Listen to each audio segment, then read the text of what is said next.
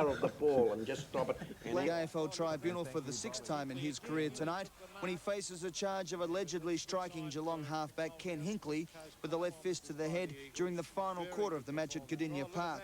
The report was made by AFL Investigations Officer Max Croxford. That report and the one involving Geelong rover Andrew Buse will be heard via a television hookup to Perth. Buse has been cited for alleged unduly rough play and that he jumped into Eagles' Peter Matera with his knees in the 3rd quarter. It is the 7th time in 11 years of football that the former Cats captain has been booked. The final case tonight will see Essendon's Aboriginal wingman Michael Long also up for allegedly charging his opponent, Collingwood's Tony Francis. Long was reported during the final quarter of the match on Friday night at the MCG.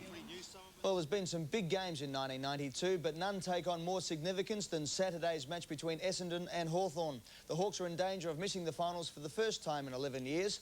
However, as Stephen Quartermain reports, at least one man is planning on playing a big role come September. Gary Ayres may not be the quickest man playing football, but his courage and value to the team cannot be questioned. 2 Norm Smith medals are proof of that. So it's no wonder Hawthorn has struggled ever since its captain has been sidelined after an Achilles operation. However, Ayres is hopeful he'll be back in round 22. The injury is improving quite rapidly, but I haven't actually done any running on it as yet. I hope to start that tonight, actually. So I'll probably get a bit more of an indication how it comes along after you've actually been out jogging laps and doing that sort of thing. It's been a tough 5 weeks for Ayres. He hasn't been able to work because of his operation, and to add insult to injury, he's been forced to watch Hawthorn get pummeled from the stands. He admits last Saturday's thrashing hurt most of all. I've certainly never been part of a team that's played at Hawthorn that hasn't scored a goal in a half of footy, but we've got a chance to bounce back this week, and the professionalism that's around the club and the character and the courage of the guys is well documented, and I'm sure we can certainly bounce back from it this week. Essendon Hawthorn matches took on legendary proportions during the 1980s.